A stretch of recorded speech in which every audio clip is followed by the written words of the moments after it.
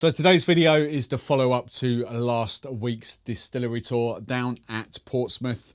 I've got the 1968, which again I'd never really noticed before, but hopefully that'll pick up on camera with the kind of the sort of graphics on the back there, and the 1812. I'm not going to explain too much about these rums. If anything, go and watch the distillery tour video that dropped last week. But big shout out again to Vince for the time. Thank you. I loved it. The two rums I'm going to do in this video is their proper rums, and these are rums to all the rum lovers. These are rums. I'm going to do the spiced and the forum on the extra channel to keep them with the spiced and flavoured rums. So basically, Portsmouth, UK, down south, to all you guys in the US, Scratch British Rum. Go and watch, see how he makes it. All I'm going to say is we've got the unaged and the 3-year-old rum here. It's a pot still. There has got a column on it. It's not necessarily a hybrid still, but there is a column. He explained why and how he uses the column in the video. £34. This is direct off Portsmouth's website. £34 for the 1968, and what was it? £48 for the 3-year-old. And if you want to know what the numbers respond to, again, go and watch this video. It's just fascinating what they are doing down there with dehydrated sugar cane juice. Okay, so it's not an agricole. They don't claim it to be an agricole, but it is distilled from dehydrated sugar cane juice, which produces a very different style of rum. So this is the white, clear, silver, unaged, whatever you're going to go for. And just on the nose, and I'm going to talk to one person specifically on this video, because I genuinely, we have banter and we have friendly fire and it's debates in the membership, in the Discord, but I genuinely want to get your opinion on this, because I fully appreciate it is not Martinique. I do fully appreciate that. I get it's not agricole. But Jesus Christ, that's agricole on the nose. That is my level of kind of... If I smelt that, my head would automatically go to sugarcane juice, agricole. That's what it smells like on the nose. But it's so interesting because I've not smelt this yet. I've just poured it and I've not even tasted that. But what I have tasted, as you'll have seen in the video, is I've tasted the nearly 4-year-old, which is aging, so they get the 5-year-old. The next release is going to be a 5-year-old, and that smells absolutely nothing like this, which is also again reminiscent to a lot of agricole sugarcane juice up in that top corner behind me. You know, you don't, when you start aging sugarcane juice, you do not get that agricole vibe. Now, and this is going to be dull for some of you that don't know who I'm talking to, but Big G, look, I know this is not agricole. I get it. I'm not trying to persuade you, but I am intrigued to hear what you think with an open mind, because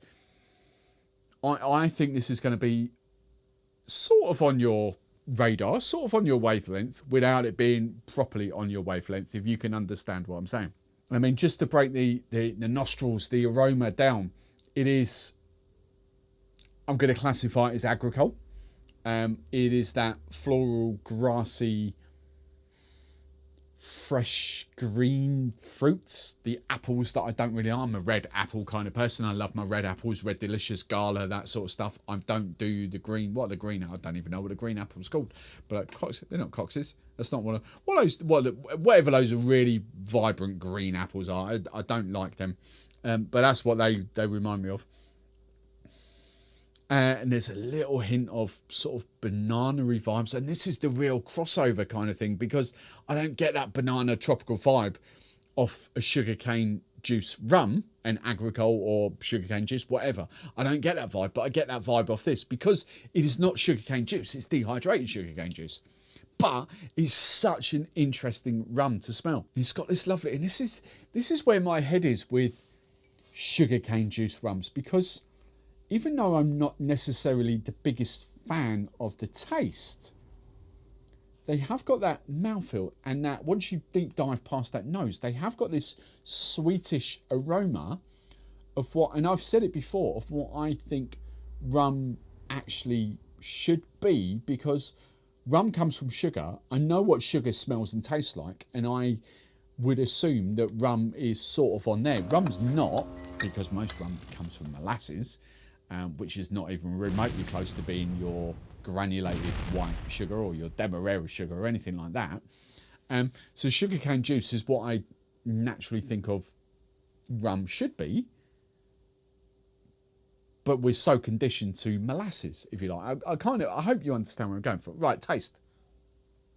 I've got a big smile on my face. That was my second gulp. And this is what I found so fascinating by this, because the first taste, I'm like, that's not agricole.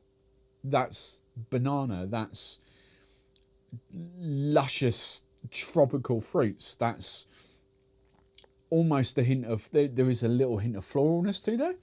But I'm going to swear blind that that's, in blind tasting, I'm swearing blind that that's an unaged molasses rum.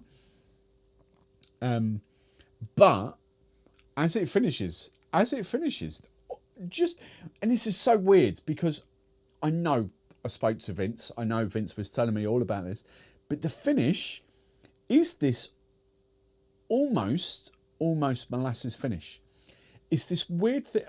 Cane juice finish. It's this weird thing. The nose is there. The aftertaste is sort of there. The in-betweeny, nothing at all like sugarcane juice rum. Nothing at all. And this is what I absolutely love. And what I'm trying to get across to people is that whatever your inherent views of what you think rum should be, the next 10 years, the next 15 years is going to shatter all those illusions, because everyone, and I mean everyone, even in the Caribbean, St. Lucia, Barbados, you know, not necessarily Guyana, they're doing their thing, you know, but there are so many experiments going on that what you think rum is now actually won't even be remotely close to what rum is, tastes and smells like in another 5 years' time, because there is so many different things going on. How the journey of this literally does take me from agricole on the nose to a molasses rum on the taste to the finish. Oh, maybe a little bit of agricole on the finish. And it's such a bizarre journey that I really like. That's probably hit my sweet spot, because as I've said, I'm not the hugest fan of sugarcane juice rums. They smell. They smell, let's just finish that there. They smell like, I'm not a huge fan of them. The aged ones and the higher ABV ones are the ones I like the taste of, but I still prefer molasses and the lighter style, the Cuban style. This is kind of like this crossbreed, hybrid sort of rum. And I dare say, look, Big G, I'm going to come back at you here again. I dare say that this is not your street, but what I think might alter this in your world is if this was like a 46% ABV. Because this is my wavelength. This is 41 ABV. I flipping love this. I'm quite happy sipping this neat. Closing my eyes, I think it's it is. I think it's aged. I'm quite happy sipping this neat. It's not sweet. Sweetness scale 2. Oh, I'll go a little bit higher. I'm going to go for a 4 out of 10. Sweet, because it has got that. It's not a sweet rum, but it's got that texture, that viscosity. Is that the right word I'm thinking of? It's got that. As it goes down, it's got that character of it, lovely sort of, not syrupy. I don't want to use the word syrupy. I don't want to use the word cloyingly. It's got the texture, that's not the word I'm thinking of it being a sweeter rum without it actually tasting like it's a sweeter rum. I'm genuinely fascinated by this. Everybody, I'm not set up for it. And I might do this on the live show. I might do this in a separate video. But every bone in my body wants to do that as a daiquiri, because the rum itself is like nothing I've tasted. For you white rum for Karen, let's just talk Karen. My community, your membership community. You get special shout outs if you're in my membership community, especially if you're in Discord. Karen, if you're looking at white rum, I don't think you have tasted and because I have not get anything that's even remotely close to this. It's just this whole different world of its own. And this is what fascinates me. This is what excites me, because I can't compare it to anything. I can't compare it to agricole because it doesn't taste like agricole. I can't compare it to molasses because it doesn't taste like molasses. It's, as I say, it's this hybrid journey, agricole, molasses, sort of agricole finish. It's so bizarre but lovely. And now is that banana-y finish that's just going down my esophagus. There's a posh word for the day. As it just goes down my throat and just, oh, it's like, oh, bananas. Have I just eaten a banana? It's fascinating. Right, 1812 vibes. And it is like tasting a completely and utterly different rum. This 3-year-old is just an absolute joy to sip. It really is. I get this the slight spiciness of a barrel aging without it being too oakified. And Jim Beam, and I forget, there's another video, there's another UK rum that I know for a fact has used Jim Beam, and I've never understood why until Vince explained it to me, and it's in that video. This rounded whiskey barrel that's been used has just smoothed it out. The banana notes are, and this is the fascinating thing, the banana notes in this are amplified to that, but they are in nowhere near that 4-year-old that you saw me try in the tasting room in that video. Absolutely nowhere near. But they're there. But this is amazing. This for me is a session rum. Sweetness scale 2. It's not, the barrel has rounded this down. It's not as sweet as what that is, so I'm giving it a 2 out of 10. There's a little bit of feisty barrel aging to it, but nothing that the average newbie won't be able to handle. It's not too spicy. It's not too spicy. It's not too barrel aged. It's not too woody and oaky.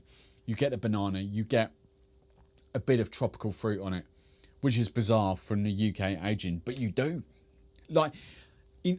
How? This is what I want you to comprehend. For you guys that say you cannot age in the UK,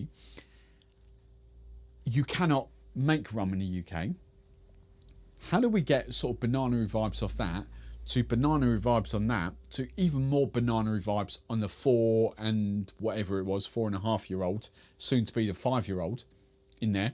I forget what it was now. Was it? I forget. Just say 4-year-old. It was like a few months either side.